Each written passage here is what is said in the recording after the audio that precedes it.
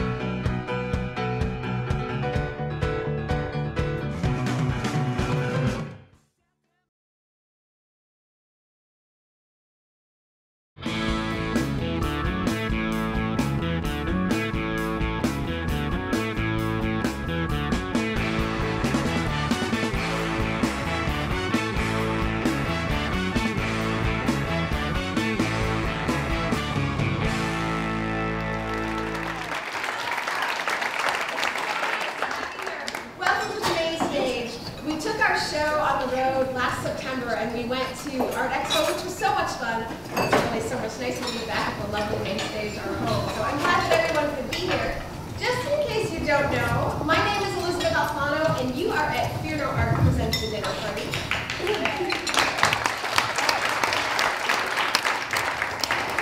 Here as I invite 3 Chicago luminaries, usually artists, but sometimes politicians, as we'll see tonight, inventors, scientists, entrepreneurs, and I also invite a celebrity chef to cook for them. So over food and wine pairings, which are going now, and some Bose chocolates and Twitter and artist performances, the conversations flow. So a couple things are happening tonight. We are streaming live on Time Out Chicago, and we love them. So I'm glad to have a huge Time Out community watching us right now, which is great. Another thing that's happening is this is really a participatory event. So you guys are all eating and drinking, which is great, and hopefully you'll be Twittering to us. So a big part of tonight is that you get to ask the questions, and that gets to be a part of the conversation. So everybody who's watching us on Time Out Chicago, of course, they have their own internet connection. But if you're here at the main stage, you want to get on Act 1, Pub 1. And that's going to help you get internet access in this stage, which sometimes is hard. So I'm going to let everybody take out their phones, put it on mute, get your Twitter fingers ready, get all set up, and I'm going to take the time to thank our sponsors, who we love, and they, of course, make everything happen. So we have the wonderful Le Cordon Bleu. You could not ask for a better cooking school to be associated with. We have DPR Art Rescue, and this is comprised of the wonderful Terry Dowd, the best art shipper in the land, Bernanke Conservation, I would not trust anyone else with my furniture, and Parma Conservation, and they do paintings. And that triple threat that makes up DPR is really a force to be reckoned with. And then, of course, we have the L.H. Selman Gallery of Fine Glass Paperweights, and they are our centerpiece for tonight, which is wonderful. And we have VAC Inc., which helps us with all things tech, and I am not, so they get us streaming online and Time Out, and that's just great. So those sponsors, hopefully you guys are already Twittering. So those sponsors make things happen, and they're making tonight happen. So let's do that. Let's bring out our guests. We have a super, super lineup, very exciting. We have some major heavy hitters in the city today. So my first guest, I'm just so honored, really, to have her with us, the Commissioner of the Department of Cultural Affairs and Special Events, Michelle Boone.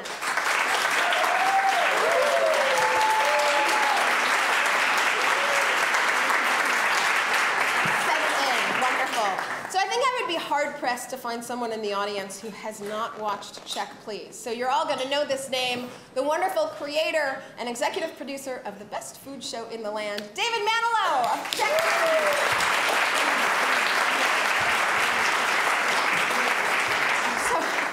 My last guest has been really hard to get a hold of. I think not only is she one of the prettiest and most elegant and super, super smart ladies on the planet, she's certainly the busiest lady on the planet. So the new editor of the Sun-Times Daily Splash section, Susanna Negovan.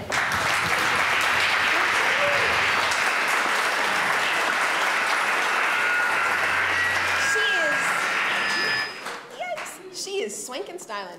So Great, and I'm excited to sit down with my guests, but of course I would be remiss if I didn't also say we have a wonderful chef who is slaving in the kitchen, and he's been making what you guys are eating now. And to all those Time Out Chicago people, you're crazy. You should be here eating with us, and so next time you'll have to do that. Sean Sanders of the wonderful sustainable restaurant Brown Trout. So he's wonderful. So, okay, what I usually like to do is I'd like to invite people. I like to invite people who seemingly have nothing in common, but actually you all do have something in common. And we're going to find that out as we go on and discuss over dinner. But I can't really focus on you three right now because I know that I have food coming my way. So let's take a minute and see what Sean Sanders has cooked up for us in the kitchen. Hi guys, my name's Sean Sanders. I want to welcome everybody to the dinner party tonight. We'll be doing some dishes that we do in the restaurant, and I'm very proud to be here today. The first dish we're going to do is going to be a cured sea trout. The sea trout is coming off the coast of Ireland. It is a farm-raised fish that they're farm-raising actually in the ocean. It's quite a procedure that goes into this, but it's really sustainable, delicious fish, and has a really great fat content from the water being so cold. We're going to use sunchokes and apples and radish and some citrus today. First thing we're going to do is we've made a sunchoke puree that's made with sunchokes and creme fraiche. We're just going to take a little bit of that puree and just heat that up. Okay, at the same time we're going to add a little more butter to the pan, and we're going to warm up some sunchokes. Sunchokes are a tuber, so they definitely taste better when they're warm than when they're cold. I'm going to place all those flesh side down so that way we can get a little bit of color on them as we go. This is our sunchoke puree. I just added a little butter to make sure that we're seasoned properly. It does need a little bit of salt, so we're going to add some of that. So the sea trout, we just get the fish in whole, and then we just cure it in a mixture of brown sugar, white sugar, and salt. It's cured for 2 days just to kind of pull some of the moisture out and actually cook and cure the fish. We like this fish so much that we decided not to smoke it. We just kept it just straight cured. It is probably one of my favorite fish in the ocean. We have a tendency in this restaurant to use a lot more freshwater fish because it's local to us. So we've always got walleye and Mackinaw trout and things like that on the menu. I just thought that this would be a fun dish for us to do. Okay, so our sunchokes have heated up and gotten a little bit of color. We don't want to go crazy. We don't want to get them piping hot. We just want to get them warm. They're always going to be a little bit better that way, considering they're a tuber. So we're going to put some of our sunchoke puree down. We're just going to make a little round of it. Our sunchokes can go in the bowl. Probably got a few too many there. That should be plenty. Okay, the next part will be the sea trout onto the plate. So we've sliced this pretty thin. Cured fish like this is always going to taste a lot better when it's as thin as you can get it.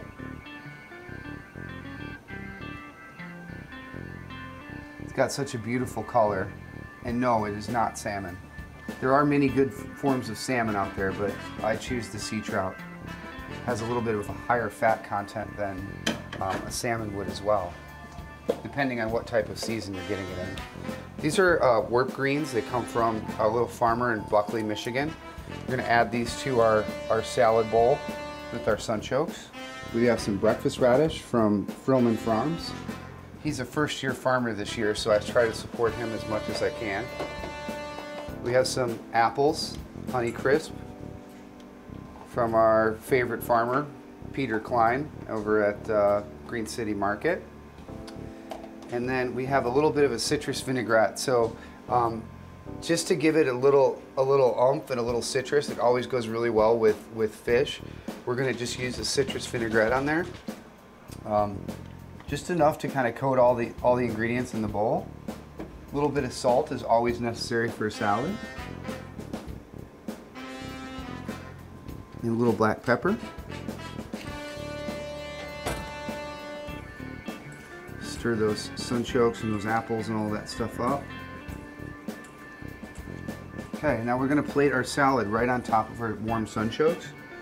This way, as they go and they eat their salad, they'll get some of that nice creme fraiche and a little bit of fat from the sunchokes on their plate and on their fork. And we're going to use a little bit of almonds on this plate. Almonds will give it a really nice crunch. They also have a great texture with the fish that we're serving. And there we have it, our first course. Cured sea trout with warm sunchoke puree, warm sunchokes, radish, apple, and citrus. So, let's bring Sean. Sean, I see you sort of waiting in the wings. Let's bring Sean out here. Hopefully he'll come out, oh good, and share some vodka back on this. So I know that you have a lot going on in the kitchen and you're still working on our entrees, so I won't keep you too long, but I just wanted to make one comment about that. Sometimes it seems to me that some of the best dishes are the ones that are futzed with the least, that sort of make the natural ingredients come out themselves. Yeah, definitely. We always try to let the ingredients speak for themselves. You know, we do add salt, we do add things that are going to make them a little more lustrous, but it really is about good quality ingredients first rather than jazzing it all up. And so is that part of your creative process? Like you go for the ingredients first and then see what comes from that as opposed to, well, I'm going to make something kind of funky and then start from there? Yeah, the sea trout was actually, our thought was to cure and smoke the fish. And after we cured it, we decided that we just liked the flavor of the fish the way that it was. We thought it had enough fat, and we didn't think that the smoke was necessary. Yeah. So it ended up being an even simpler dish than we had first planned. Yeah, yeah. Well, wonderful. I don't want to keep you because I know you've got lots going on still in the kitchen, and he's going to be back to, once he's done finishing with the entree, he's going to be back to really join us at the table and join in the conversation. But thank you. This is wonderful. Enjoy. Yes, we will.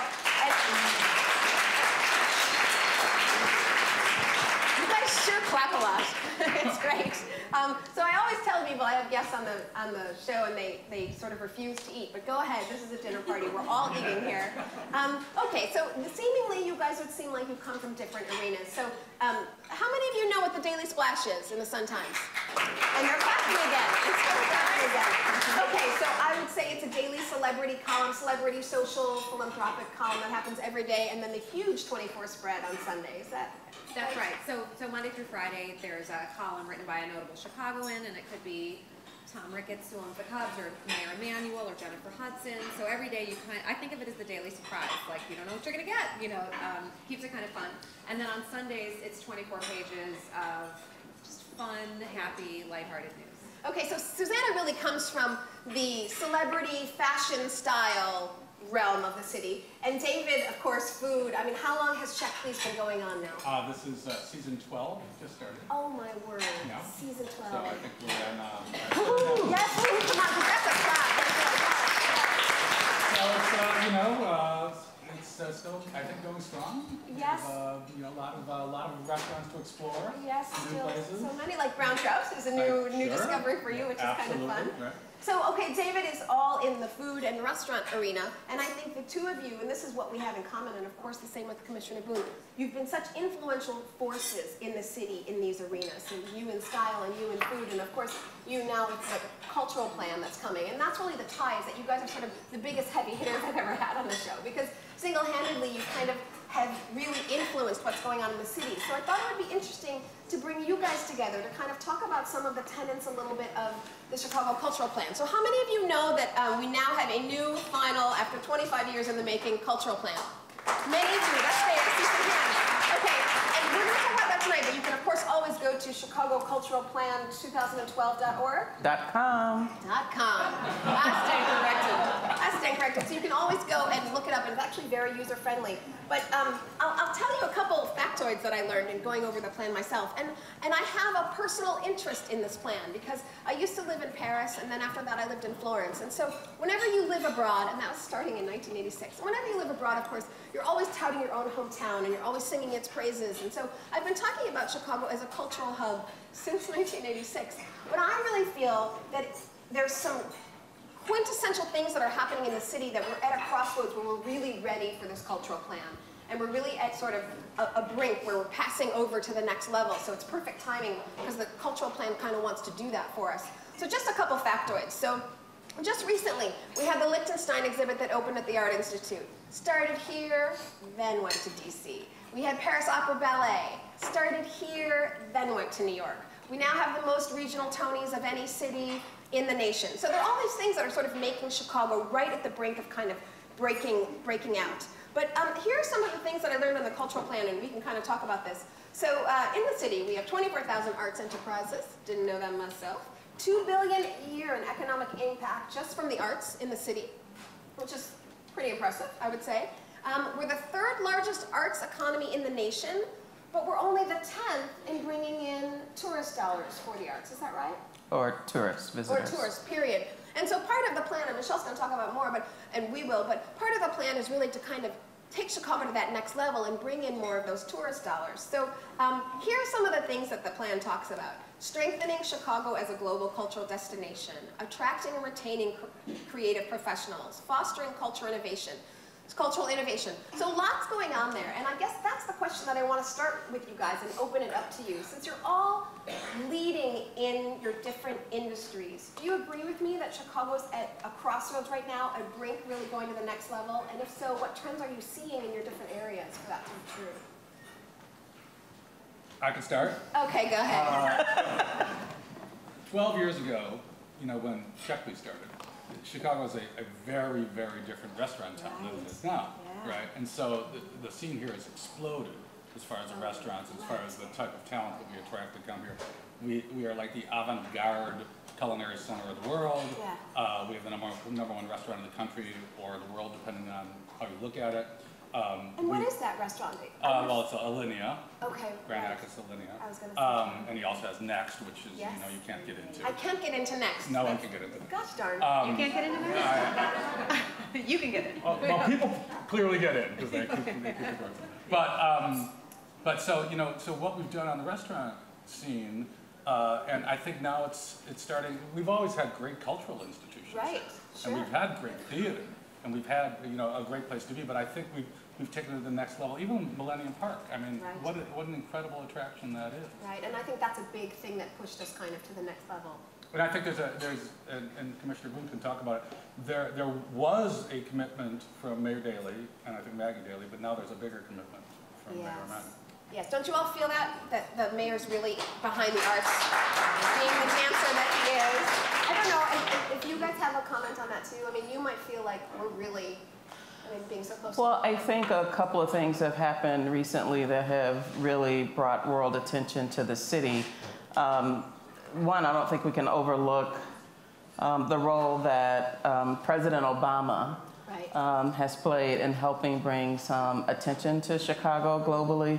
So people are interested in this city that incubated, you know, this new president that we have, or not so new, the president. But then also, I think recently Chicago has really exported some of the finest in arts and culture around the world. That the Chicago Symphony Orchestra just wrapped up tours to Russia and Italy and Mexico. Right now we have Steppenwolf Theater on Broadway with Who's Afraid of Virginia Woolf.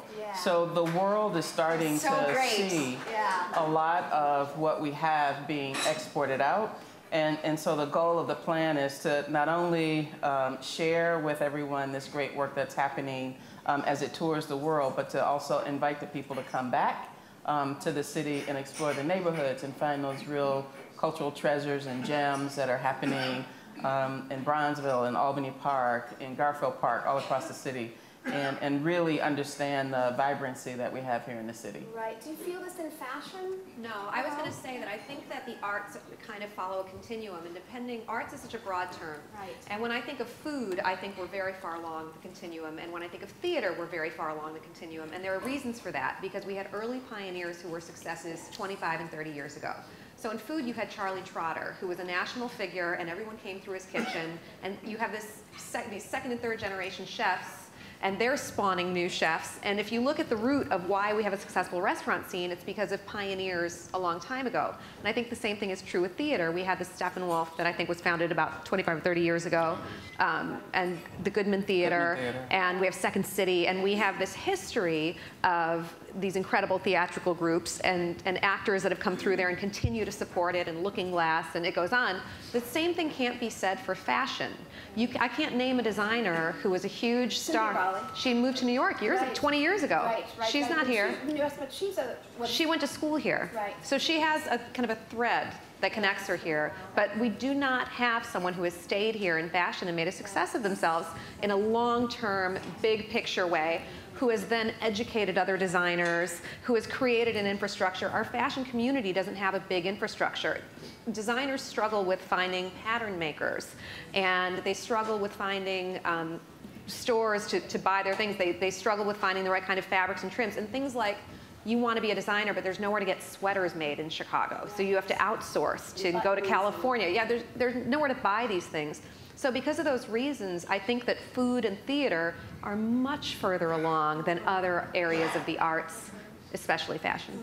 Well, that's going to bring me to my next question, actually, which is a point of the cultural plan. How do we attract and retain creative professionals? So if that's one of the things, is to make this a bigger cultural hub than it is, how do you retain that talent?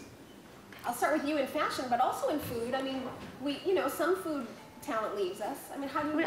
But I think you have to be able to make a living in that industry in order for people to want to stay. And I think that I see a lot of young designers immediately move to New York because that's where the jobs are and that's where they're going to get trained. And then they build a network and then they don't want to leave. Right. So I think the tough thing is you need to create an environment where they can get productive jobs, where people will pay for their things.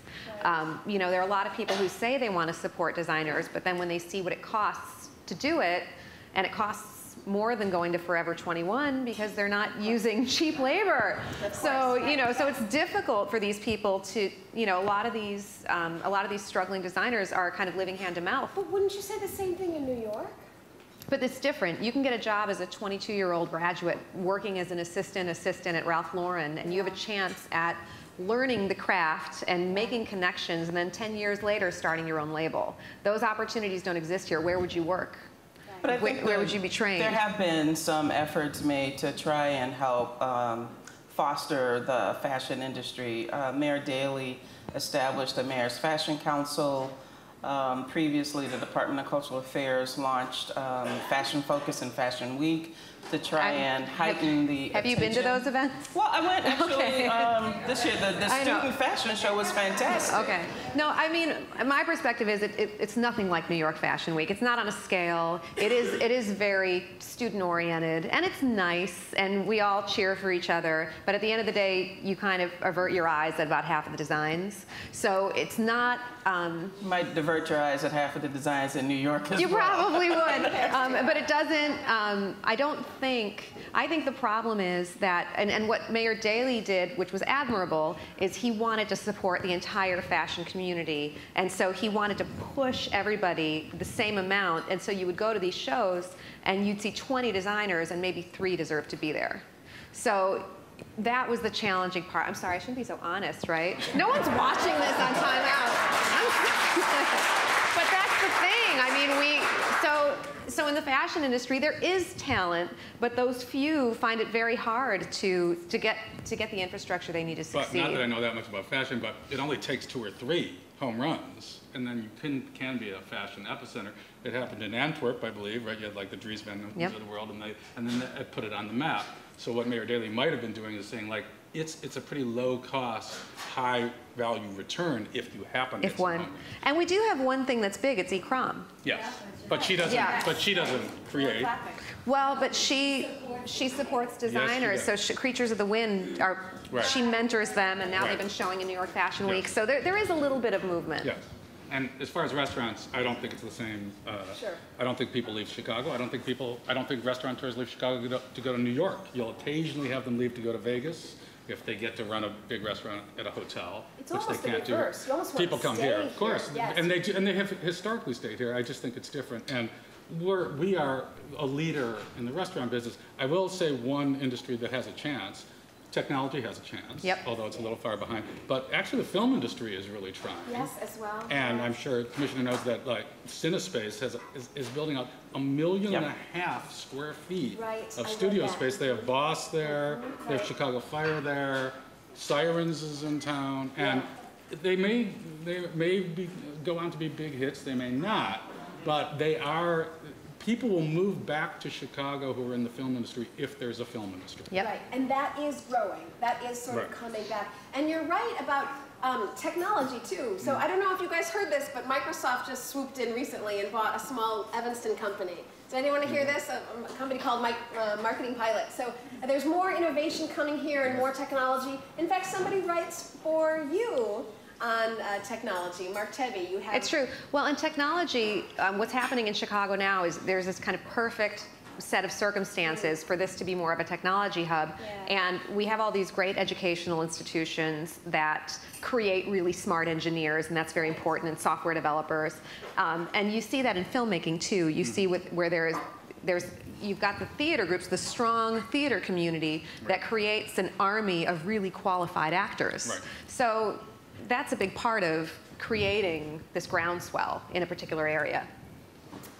Sorry, I have a tweet, so it's real always, okay, so my tweet has come in, and the tweet that I would like to ask is for Michelle Boone from @Ryan12. @Ryan12, I have a gift for you, which I'm going to tell you in just a second. The cultural plan covers a lot of ground. What is the first priority of the plan? And I'll add to that and say, what do you think the biggest change will be coming from the plan? So 25 years ago, we had a cultural plan. Is that all? That's the first question? Good grief. In a soundbite. Quickly, 25 years ago, the first cultural plan, the benefits from that were the Randolph Street Theater District and Navy Pier. So some major things came out of that. I'm wondering what some major things might be coming out of it. I cannot answer that question. That is a huge question. We spent a lot of time, we spent months communicating and meeting with Chicagoans. In fact, we had a community conversation right here at Main Stage to try and gather input from everyone so that we would have a plan that really reflected what Chicagoans wanted to see happen. So that's all assembled. The document that's been released really reflects the ideas, suggestions, recommendations that Chicagoans had about how to strengthen culture here. So our next phase of the process is to begin to develop an implementation plan. So we're identifying, of those 200 initiatives that are listed for the 36 recommendations under the 10 priorities, what can we get done between now and 2 years? What is likely to happen between a 2 and 5 year point, 5 to 10 years, and then 10 years and beyond.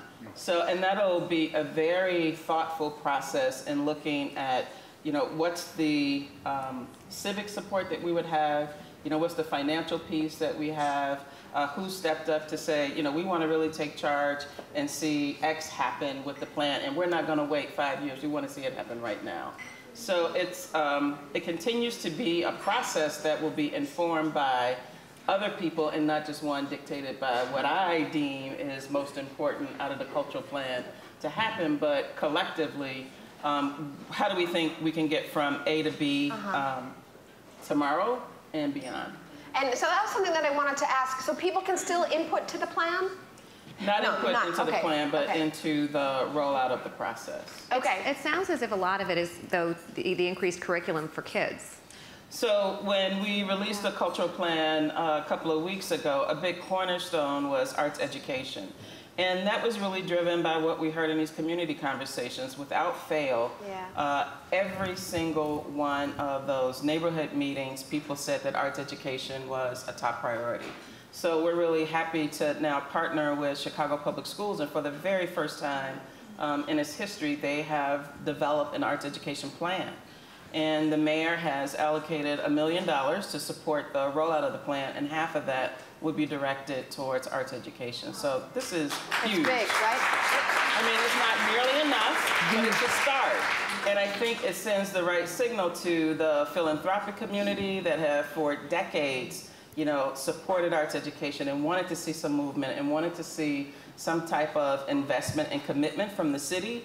So we have that now, and so we're really seeing this new excitement from foundations that have supported arts education for years. And now with the plan, there are some real clear action items that have a very thoughtful roadmap about how you make a difference in making sure that every child in every school has access to quality arts.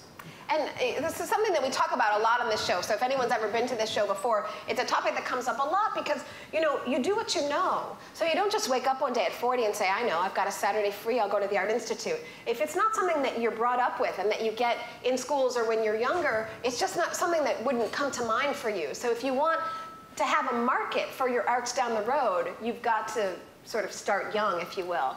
This is usually the time in the show when one of my guests, each guest performs, and so this would be Michelle Boone's time to perform, but I'm going to guess that maybe you don't want to sing and dance. Is that correct? Oh, that's correct. Okay, well, that's good to know. It's not so much that I don't want to sing and dance, I don't think you want me to sing and dance. All right, so I knew this, and I love surprises, so I did some research, and I found out your very favorite jazz artist, Yes. Dee Alexander. Yes. She was all set to come here and perform, and she called about 2 hours ago and said she was sick. And I was like, all right, well, if we're not going to have her favorite singer in the city of Chicago, then we're going to have mine. So please welcome such a Chicago talent, a true friend, and he is really, as I think, the epitome of Chicago music and really soul and grassroots. Please welcome Nicholas Barron.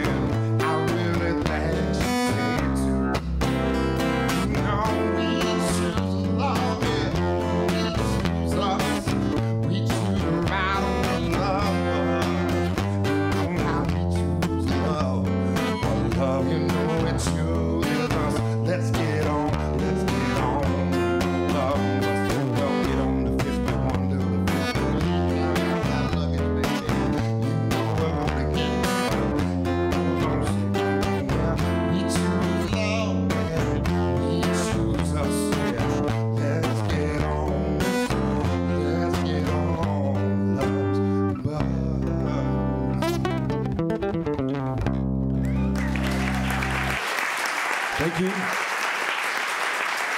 I have to say, really a big thank you to Nicholas. And I want, Nicholas, do you have your CD? Come on. Yeah, yeah. Your CD. So Nicholas came through in a pinch, came through at the last minute. He's fantastic, and he has a new CD, Scary Beautiful, and he is selling this outside at the end, and you all have to buy a copy. So, but Ryan12, who tweeted, "This is for you." That's so you see, when you tweet, you get good things. And more good things are to come, like dinner for two at Brown Trout. So everybody should be tweeting. But Ryan12, at Ryan12, that is for you. So I want to pick up where we left off after our little musical interlude. We're talking about arts in the schools. So if you go to ChicagoCulturalPlan2012.com, you'll learn lots of cool factoids. And one of the factoids that I just learned is that, sort of in my words, I would say, picking up where government leaves off, 200 institutions in Chicago go into the schools and bring arts, which I didn't know. So like the Chicago Children's Choir goes into the school and brings music. Billy Branch with his program, Blues in the Schools. The Chicago Slam Works goes in and brings poetry. 200 organizations like this. And I wonder, David, if you see more and more chefs doing that. I was recently at a black tie event for Common Threads, and Art Smith's organization going into lower income schools and neighborhoods and teaching about, because just like with the arts, if you don't get this stuff growing up, you're not going to wake up one day and say, I need yes, I do see more chefs doing that. For instance, Michael Kornick of MK and a couple other places, but he's doing it with a charter school. Right. There are schools out there like the Academy of Global Citizenship, which is a fabulous school. Yes. Where Chef Ephraim, right? Well, and their whole commitment is based healthy eating, and they have chickens on site, and they have a garden that they feed the kids with. And so I think there's more and more of a commitment. I know Common Threads is doing wonderful stuff, and I think they're going to even elevate what they're doing now. And I just learned that Finger High School has a culinary program. I've never heard of Finger High School. Finger High School. Finger. Oh, Finger, sorry. And they're also, by the way, there's another program, because I was at a couple of gardens, where they're putting sustainable gardens in CPS schools. But I think there's more than a little red tape, just as far as what you can serve in schools and what you can't, and who's allowed to do it. And so look, the whole thing's trending that way, right? I mean, we're doing much more farm to table. Right. People, especially young people, are much more concerned about where their food is sourced from. So it's not at a tipping point yet, but it's getting close. Do you think the arts is going to mirror that, where we're having a shift? I mean, I always find, and I don't know if you guys think this is true in the audience, because I'm pretty sure this is an arts-biased audience, that 10% of the people, or whatever the number is, 15, 20% of the people do all that there is to do and take advantage of everything that there is in the city, and then the other 80% don't. Well, that's a lot of what the arts education plan is about, equity and access. That some of the schools have done a tremendous job of making sure that they partner with arts organizations to deliver art programming to the students. But it's not just about bringing outsiders, teaching artists into the schools. It's making sure that there's an art teacher there. Right. We're calling them creativity officers, that the school is really making a commitment to not just have these kind of engagement opportunities with professional artists going into the schools. That's great. But how do you make sure that it's a real priority? It's part of the core curriculum. Right. It becomes a state standard for graduation. And that the classes are recognized by the state for fulfilling graduation requirements. Yeah, no, that makes a lot of sense to me, because my nephew was applying to schools, and he didn't have that much arts education in his high school, and so there were a lot of schools that he couldn't apply to for college because they required certain course level in the arts, which I was glad to hear, because I sort of think that that's something that's slowly going by the wayside, and so I'm glad that that's something that's sort of coming back. I have a tweet for you, sir, and that tweet is from @Ali Chicago, and she's asking, do you think that Chicago rivals New York as a food mecca? Yes. Yes. That's yes. I don't think, you can do New York. There's so many restaurants in New York, right? So you can do New York. Here's what Chicago, if you went for a month to New York or a month to Chicago, absolutely no difference, right? But if you live there, there's just so many more restaurants in New York. Right. I think the things that Chicago, should I be honest about this? I don't think we have as good Italian restaurants as New York has.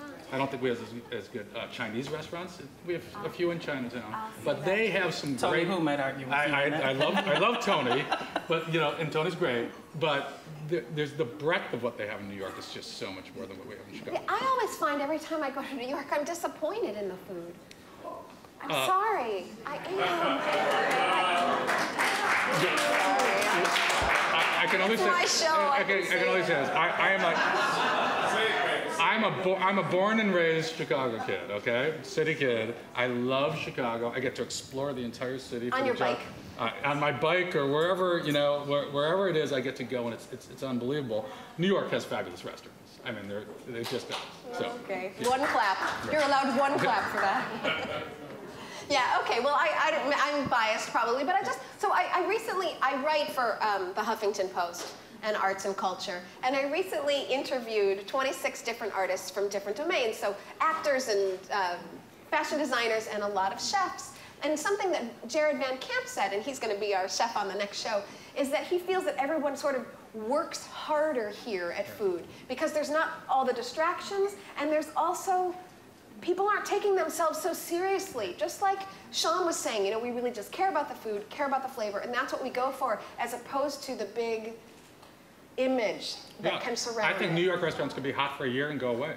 And Chicago, you have to deliver quality food. Yeah, and I don't think, and I think people, I think Chicagoans, if you just talk about Chicagoans in general, whether it's what Susanna does, the commissioner, and we root for each other pretty much, right? It's so in true. LA and New York, they don't root for each other as much. We want, they're happy, and it's a very close. The restaurant community is huge, but it's very tight-knit, and you can trace people's 6 degrees of whatever. You really can. Everyone's related to Paul Kahn somehow. Yeah. There's a lot of Trotter, as we were saying before. Yes, there's a lot of Paul. There's great restaurateurs. There's great chefs. Yes. It's a great place to be. Great.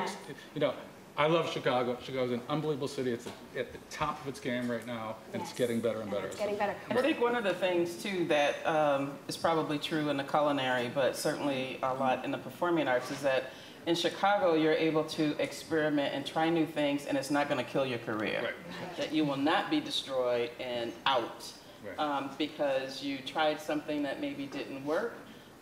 People have a very welcoming spirit and allow you to try these new things, and they'll go along with you. So everything doesn't have to be a home run. So this is a great ground for trying new things, incubation and trying new things. And this came out so much, again, because I was interviewing these 26 people, and no matter if you were in film or in food or fashion or acting or directing, everyone said the same thing. They really felt that there was a community here that was supporting them, and because of that, they could try things, and they didn't really have to. Of course, they don't want to fail, but you had a breeding ground where you could kind of put yourself forth. As long as it's authentic. As long as authenticity is the key to success in this town. In this town, I think that's a really true connection between everyone. As long as it's authentic, people will get behind you. Right. Okay, so it would be hard, I think, for me. Let's see if, I don't know if we can put the lights up a little bit. I want to see a show of hands. Is there anyone in the room who has not seen Check Please? Oh, I see one hand in the back.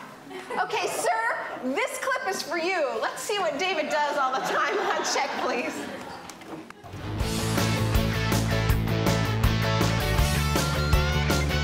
Started out in the streets, pulling a wagon, selling pork chops out of a cooler, and now we've been here for 18 years. The way this place is word of mouth. Everybody tells their friends, and we have so many people that come in here and say their friends told them they had to come here, that they had the best experience.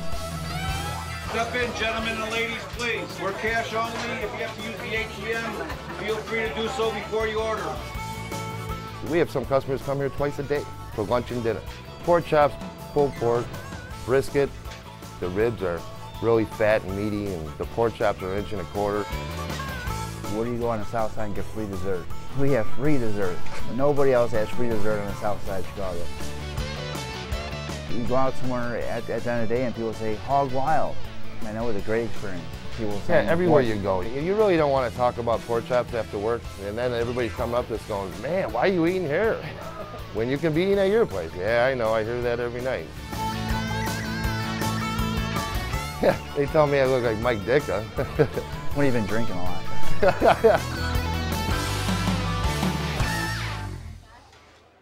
So, Mark, you say that you have nothing but high marks for Hog Wild. Tell us why you chose it. It's a place you're only going to find that kind of food one place in the world, there.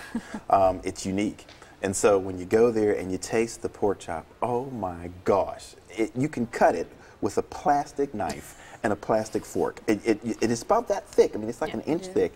You cut it, it's succulent, it's juicy, it's good from the fat to the bone. It is tasty, good love.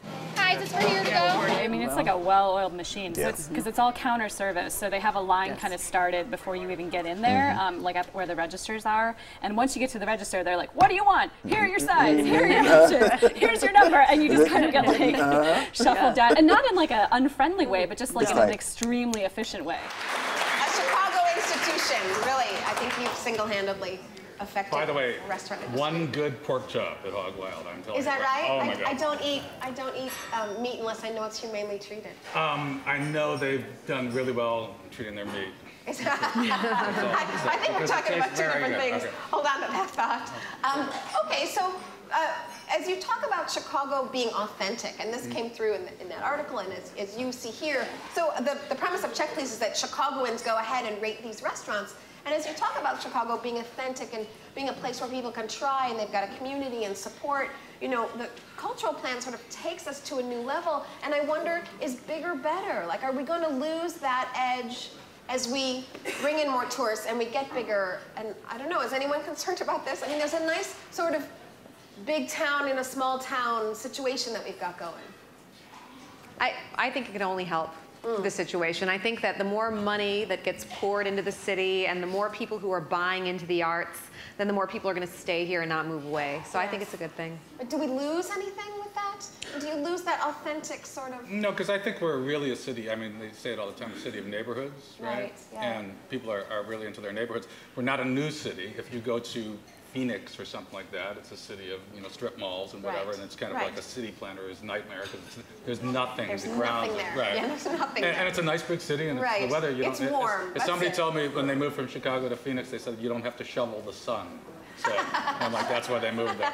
But you know, Chicago is a wonderfully authentic town, and it's because people have roots, you know, where they live. Right. Well, and that's another part of the cultural plan, is really taking the arts into the neighborhoods and sort of branching out from downtown.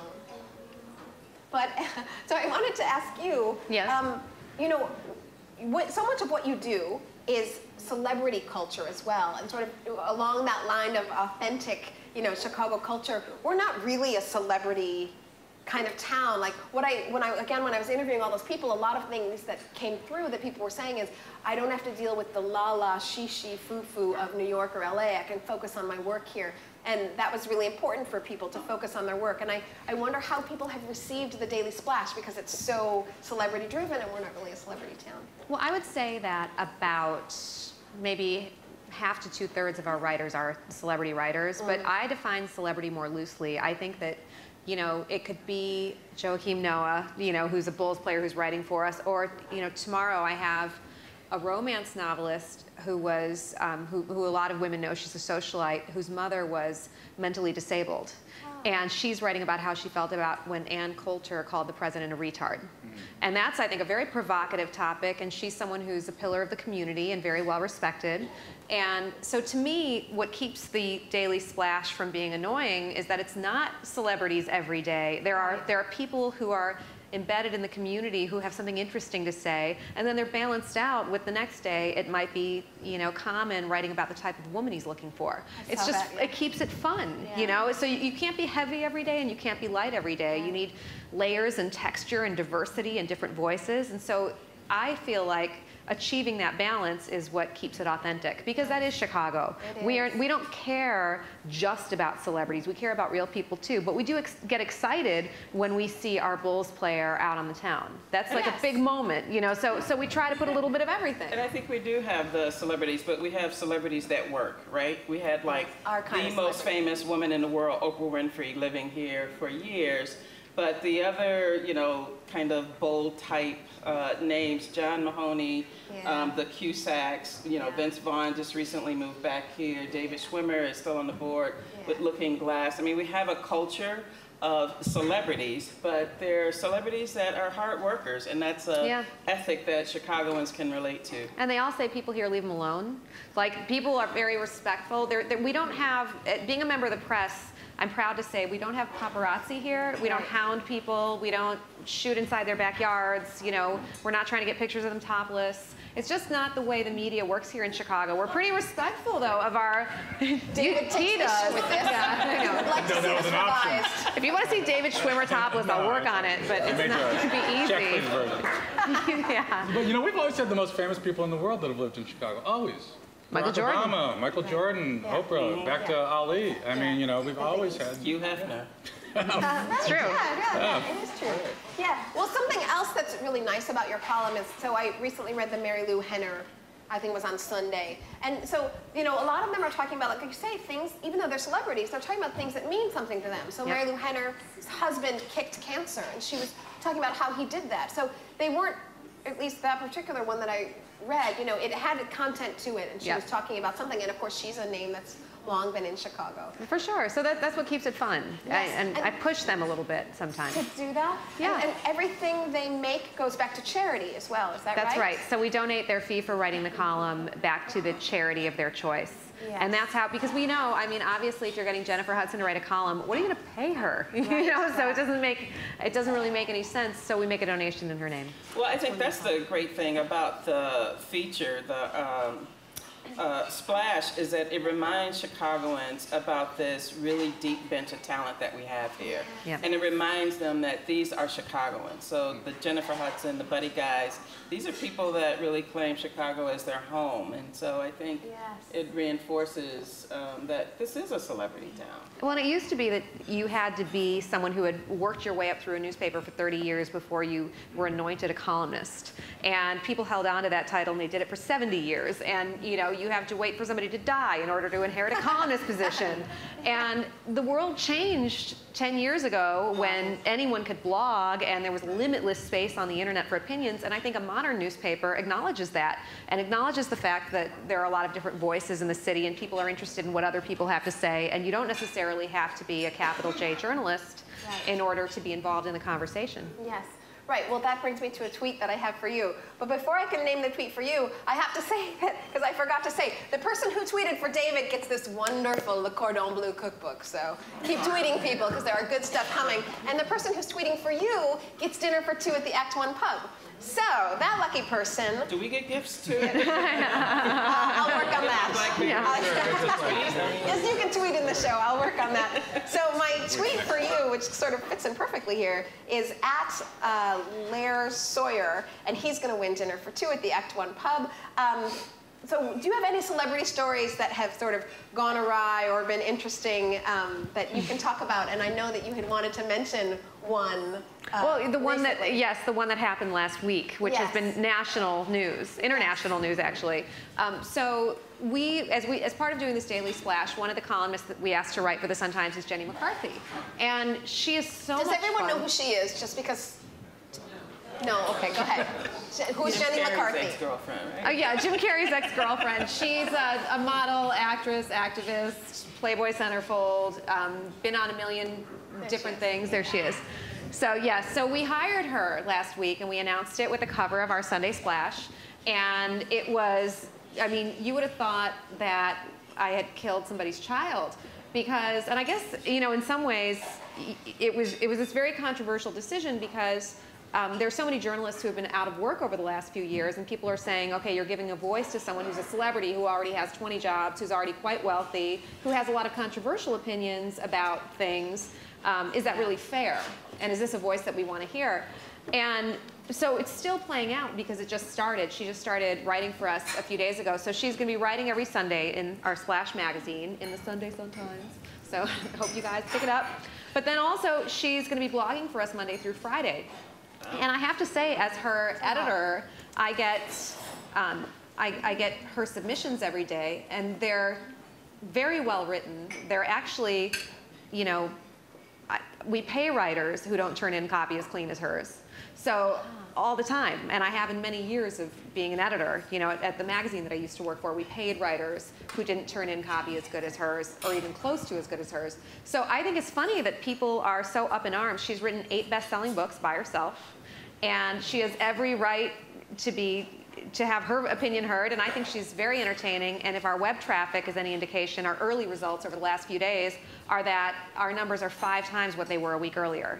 And it's only been going for a week. So we know that this is a really positive thing for us, and that as Splash, since it's a new product in the Sun-Times, as we're trying to get our name out there, it's a lot of fun. But yes, we shot her in the office. You know, she's going to be visiting our office on Fridays.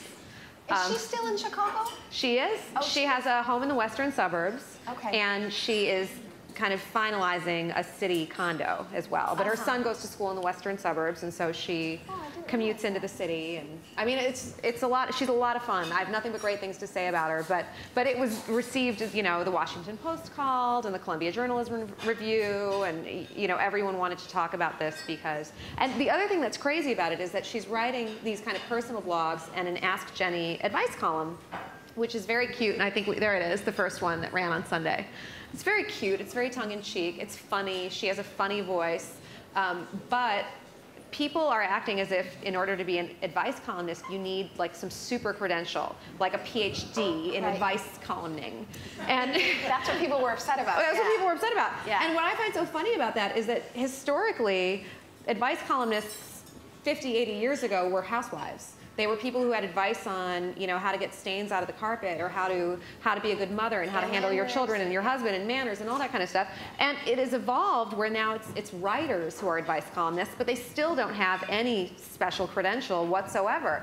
And to me, she's just as legitimate a writer. She's written 8 books.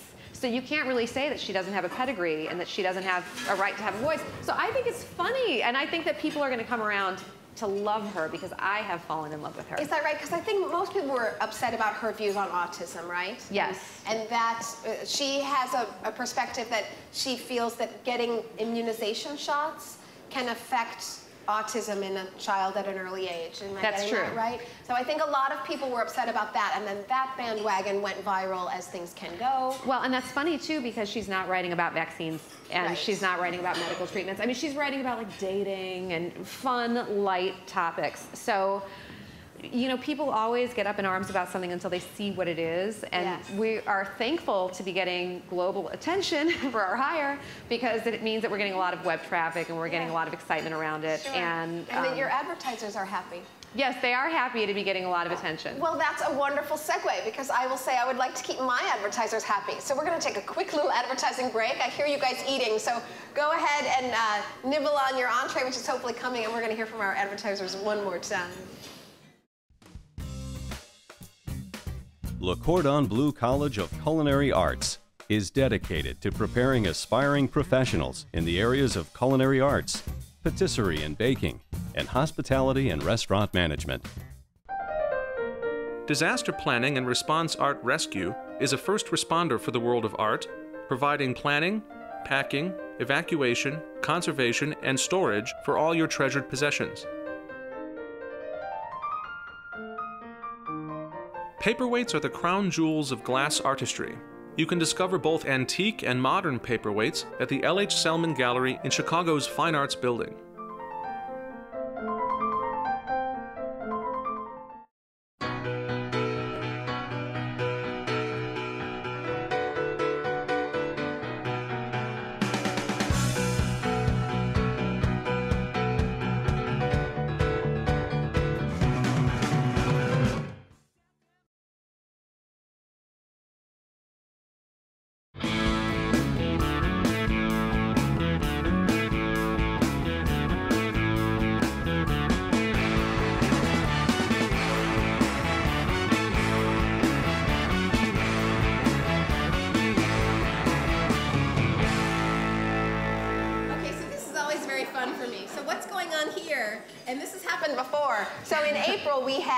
On the show, and we had Peach Carr.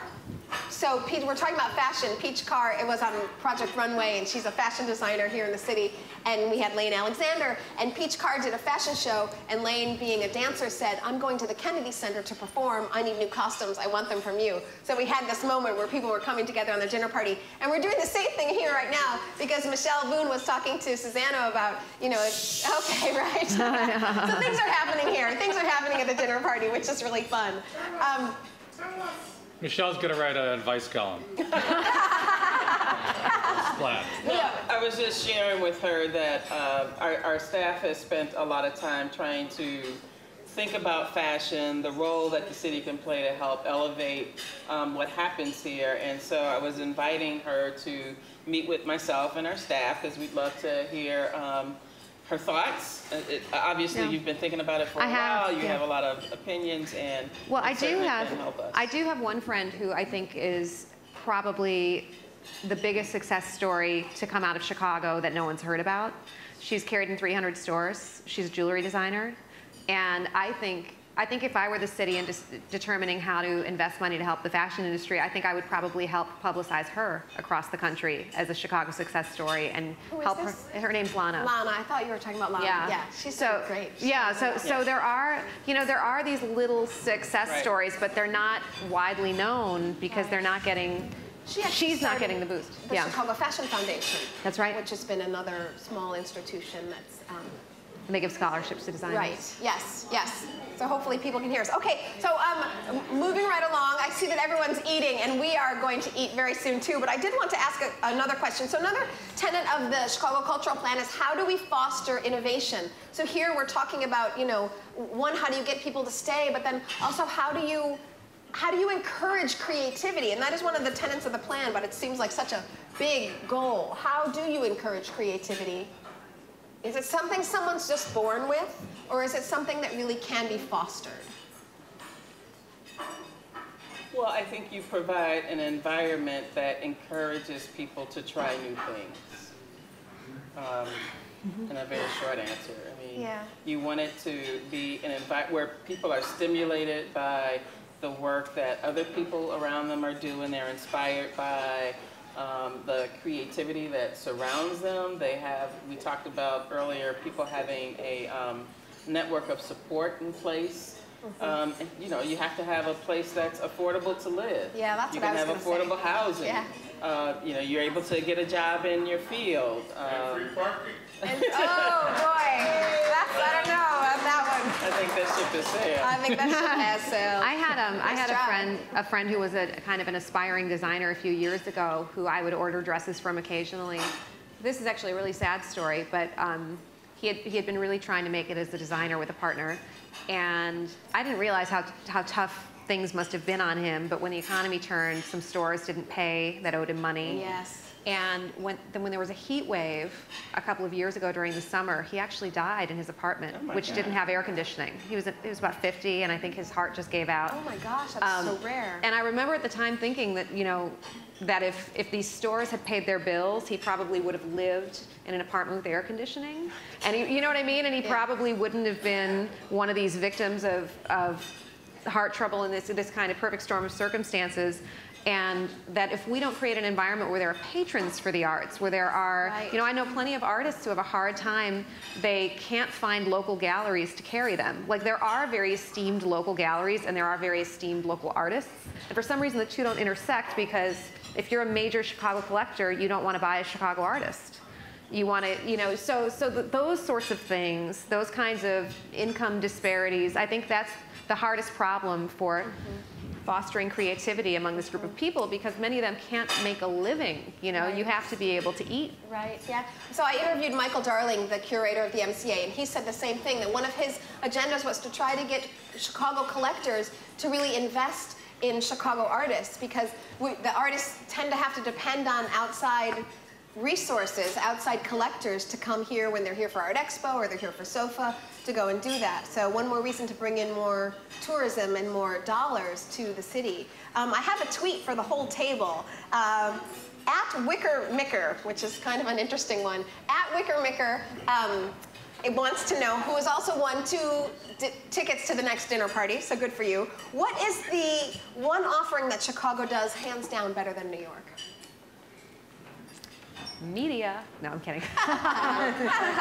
Our newspapers, yeah. Well, one thing that I think Chicago has hands down, not only over New York, but the world, is its architecture. Yes, right, of I mean, we are the home of modern architecture, and hands down, no competition, this is the place for it.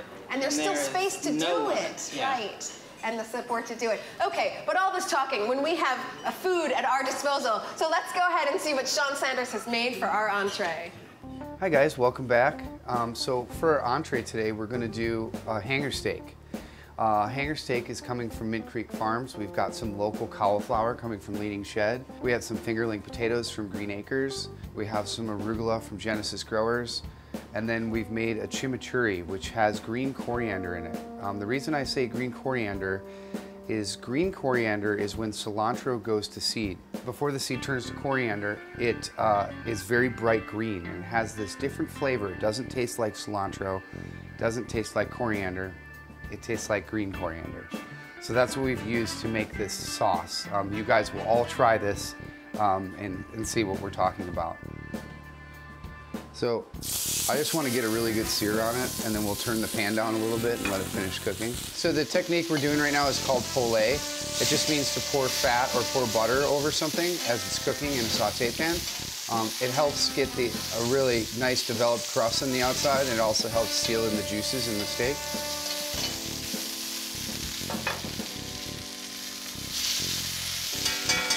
We're going to start searing our potatoes and our cauliflower to get a little color on it. I've already warmed up our pan here, the cast iron, just to heat our steak back up.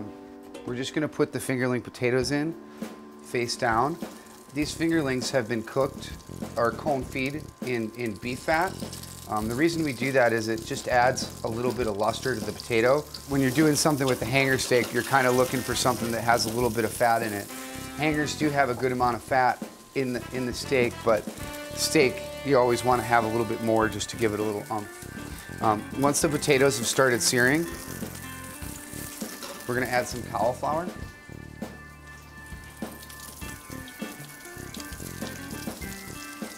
We're just going to try to get some nice brown color on all of these items that are in the pan. When you caramelize things, it definitely has a good flavor of fall to me. We're going to add a little butter just to help with our color. We're going to put that steak back in there just to heat it up. So as you can see, we're getting some nice color on our cauliflower and our potatoes, which is exactly what we want.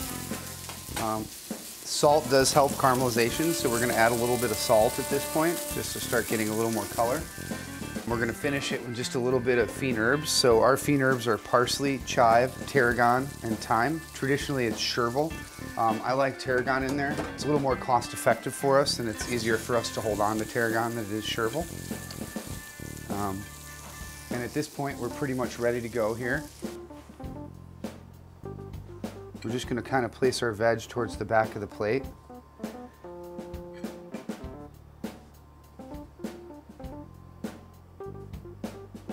Okay, so the next step would be to cut the hanger steak. So hanger steak has the lines that run through it. We always want to cut against that grain. That's going to allow for a really tender piece of steak. I like hanger steak cut kind of thin. Other chefs think other ways, but I like it nice and thin.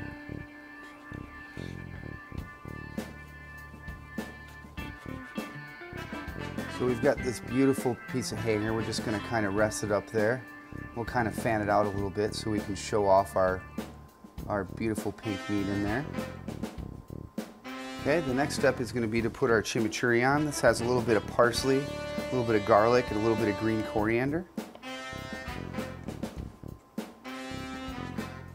That's going to kind of be the sauce, so that'll just kind of sit right in front of our steak.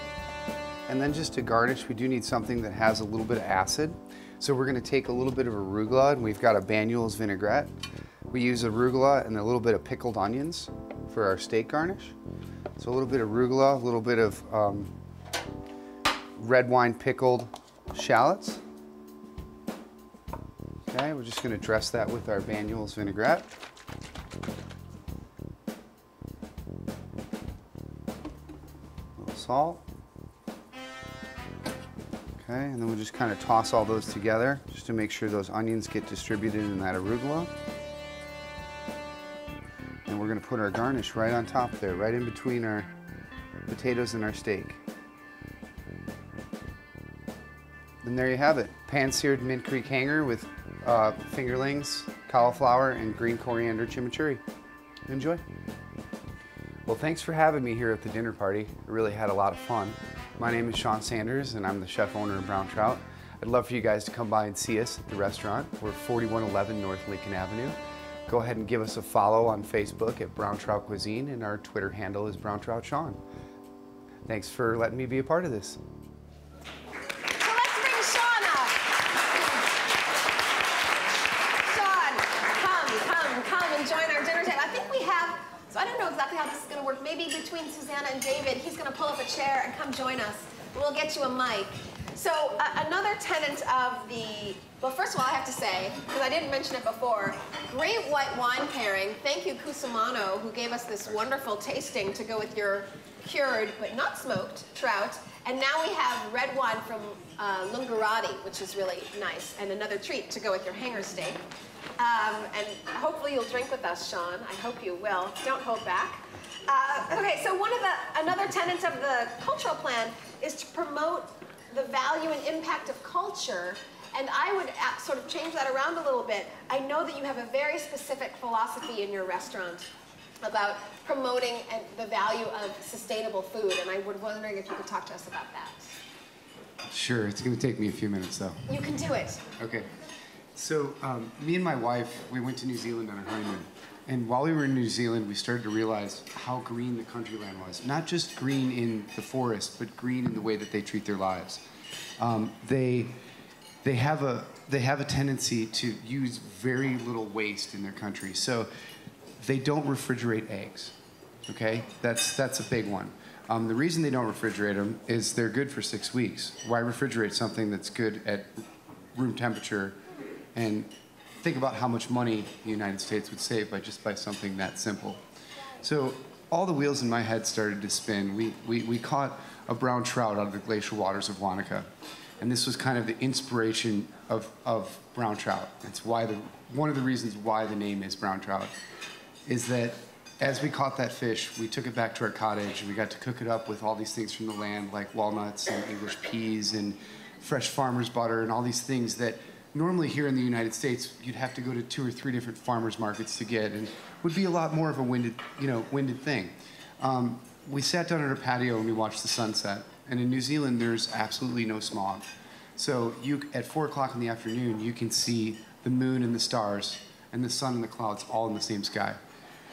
That was when the concept of brown trout really struck me, and I really thought about how I could do a restaurant that really stuck to the guidelines of sustainability and used everything local and was as adamant about it as we are, as New Zealand was. And that was kind of the idea that sparked brown trout.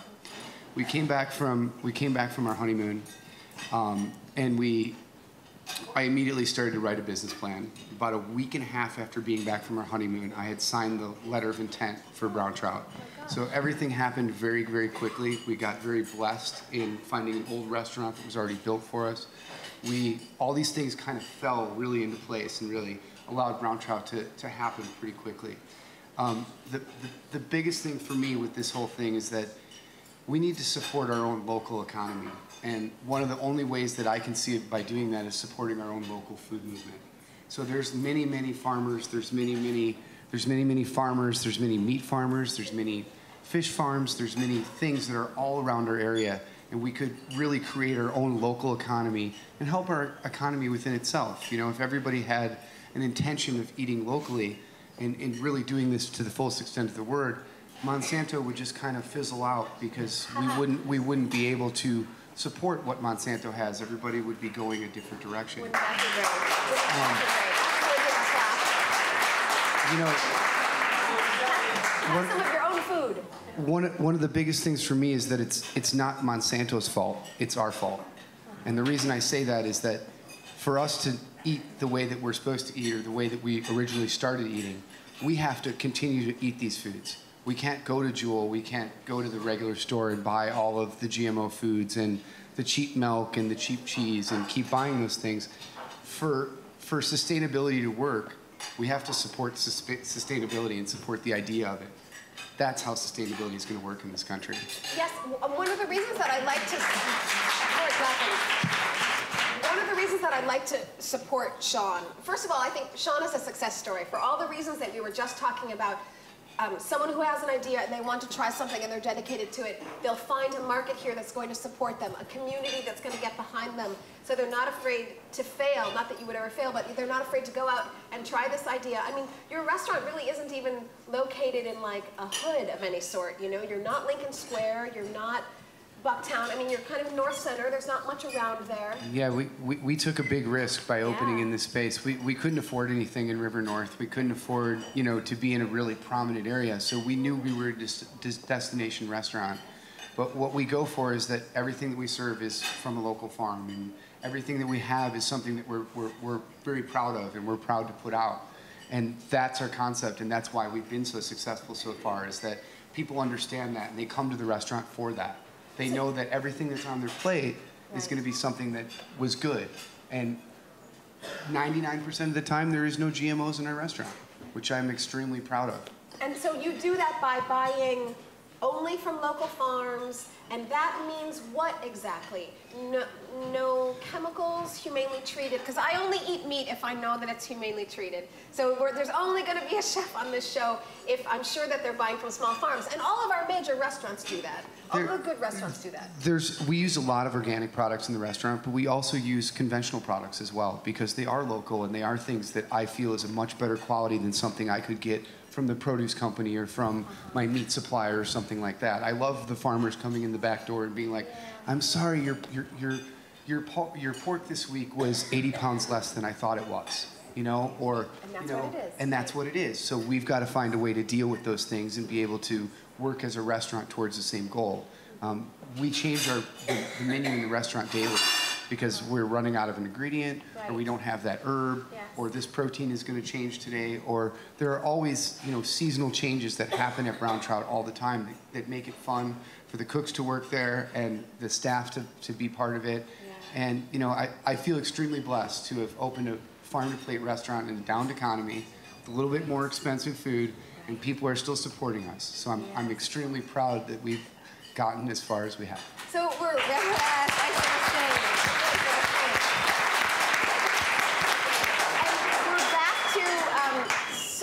authentic, right? In his perspective and his philosophy and his food, we're back to something that, of course, is a success in Chicago. So authentic. So because you're such a success, I have a tweet for you. And this person is a very lucky tweet winner because you're getting dinner for two at Brown Trout. So nice job.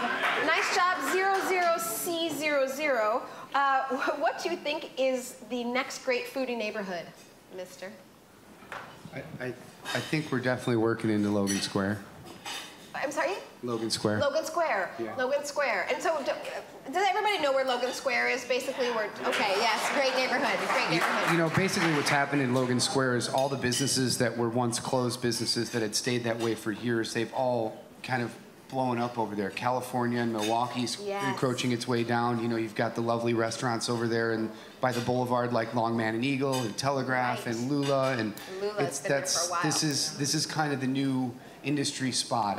You can almost see it working from Lincoln Park to Bucktown to Logan Square. To working its way up. Working its way west, so to speak. So, David, would you agree? I love Logan Square, and I do think everything's moved. I actually grew up in Lincoln Park. I spent very little time in Lincoln Park. Right. And I live about 1600 west, and most of my time I head west from there. I think Randolph Street actually also is a big thing. Well, sure, but that's been big for a while. Even getting bigger. Oh, you think even Absolutely. getting bigger? Yeah. It's just one good restaurant after another. It just keeps on going, Yeah, it just keeps on going, which is very exciting for the city. But I wonder if you could sort of chime in about his thought on sustainable food and how we all have to buy into it, otherwise it won't work, right? So you have to get behind it and support it. Otherwise, how are you really going to bring prices down so that people, because that's the complaint, right? Is that it's, I guess, hard to access and it's also expensive. And so if we want to shift that, we have to get, how do you shift that? But there has been a big shift. There has been a big shift, but... I mean, Whole Foods is a perfect example of a big shift. And even Mariano's, right? Mariano's, absolutely, big shift. Big shift to Mariano's. And so it's just more important to buy quality food. And I can just tell you from, if you want, you know, I've done Check Please clearly from the beginning, and even the conversations that the people have now, they would have never had 10 years ago. Right. They wouldn't have talked about what farm something came from. Right. Or knowing the type of food. You know, the Food Network changed people's knowledge of food, right? And so they understand how things are cooked or what ingredients are. And the movement now also, especially with young, I don't know how many young people go to your place, but they're very, very into where food is coming from. Yes, yes. And it's very fascinating to watch this whole progression take place. And that kind of brings me back to art in the schools and food in the schools, food education in the schools, or this better quality food in the schools, because you don't just wake up one day at 40 and say, I'm going to eat organic. It's something that you get this education process early on, and it shifts your consumer into an educated consumer and a supporter later on. So this is usually a time, I don't know if we can do this. Sawyer, can you help me? I'm hoping to turn, because not everybody tweets and not everybody gets reception, and I'd love to take our wireless mic and open it up to you guys just for a question or two, because I've got more things to give away. So if anybody wants to raise their hand and ask the group, oh, I see one person right there. They were so fast. I have to get them. Sawyer, they're over there. Well, I can only direct Sawyer so much. He's gone in another direction. I'm sorry. Sawyer? Oh, well, okay.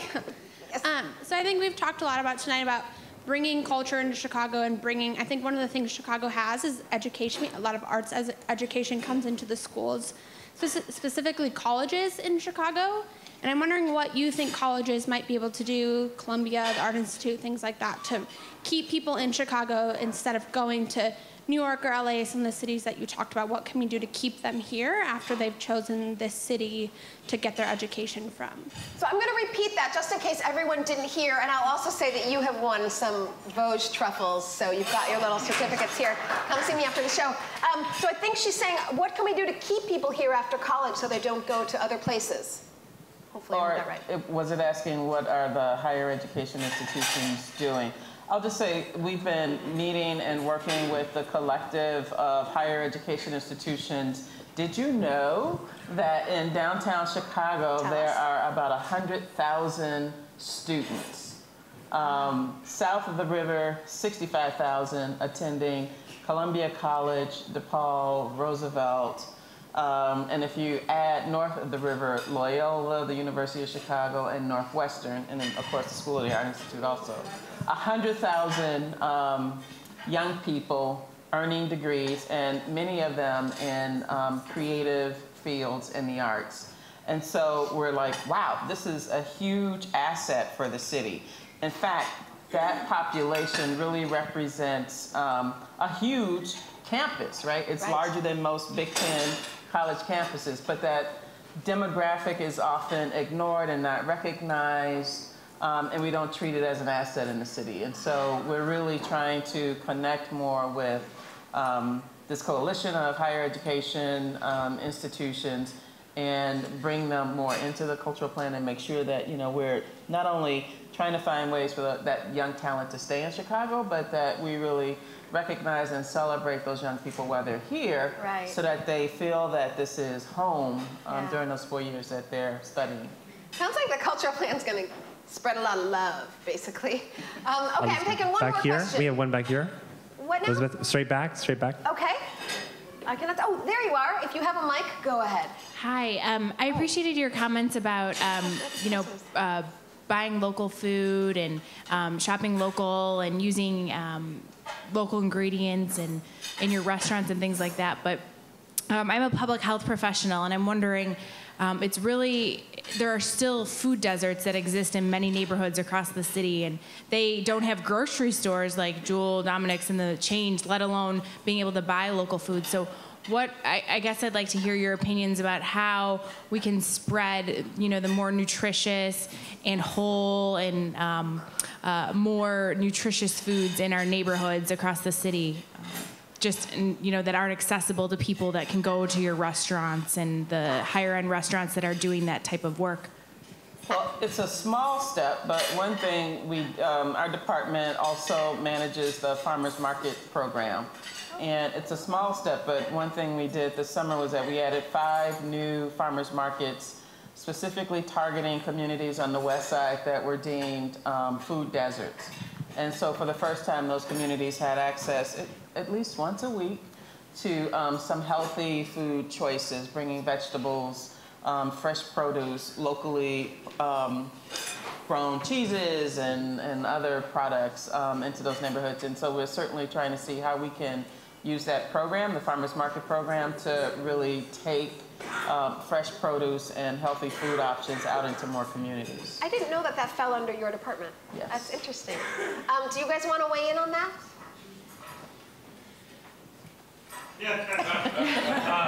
It's a big issue, and that is a great step.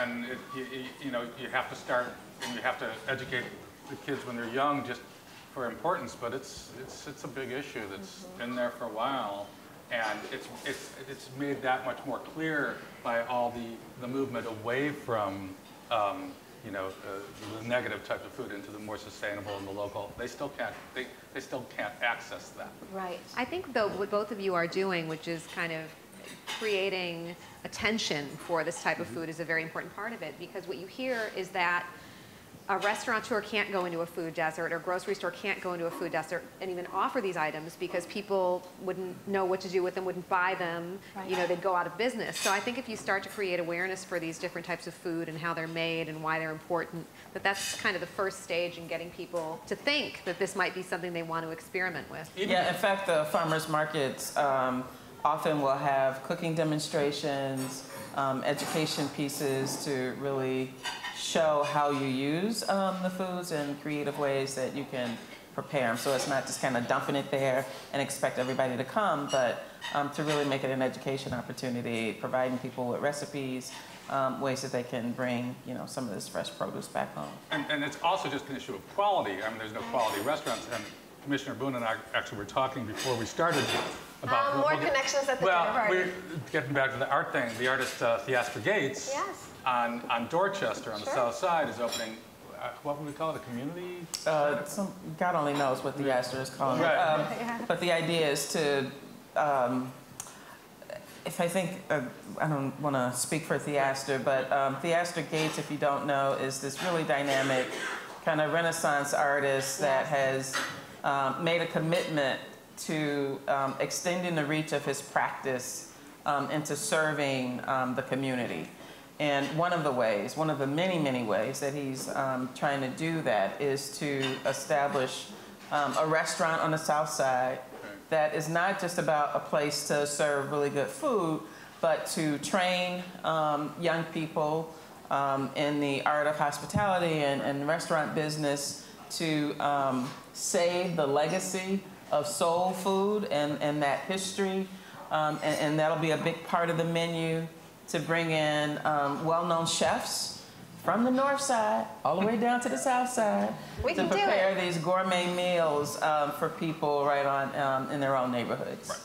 And another accolade for Theaster is that he also won, I think, the International Art Critics Award for the best commercial gallery show last year, or maybe it was last year, I think it was, must have been, internationally. So yeah, he's about the hottest thing right now in contemporary art globally. Yeah, we interviewed him in February. It was super fun. And he's staying in Chicago. And he's staying in Chicago, on the south side, no less. So I want to give Sean the last word, because I see that everybody is nibbling on their Vosges chocolate, which tells me we are close to the end. I want to give Sean the last word.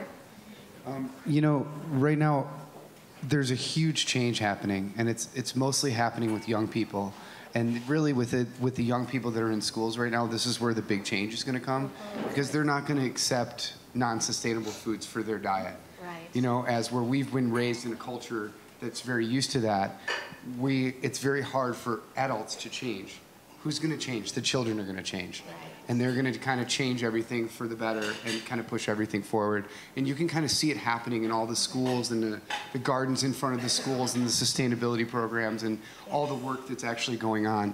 You're going to have to forgive me, but I know there's a Chicago program that uses a CTA bus.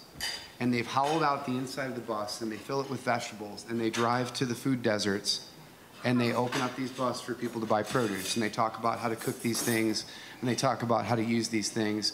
The name of the program is eluding me. I did a charity event for them last year, and I'm sitting here thinking about it, and I can't remember it. But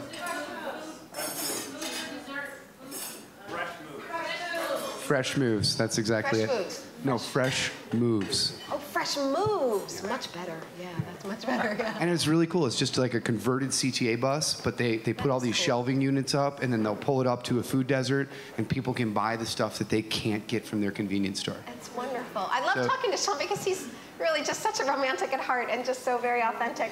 And it's always hard for the chefs to come and speak, so it's nice to have, because you know, they're used to being in their kitchen by themselves, so it's so nice to have Sean here. And of course, it's great to have all my guests here. We're going to end on a very hopeful note, which is that things are changing for food deserts. I want to thank everybody at Time Out Chicago who's been watching us and tweeting in. That's been great. I want to thank all of you guys because I get so much energy from you, so it's been really fun to have you here.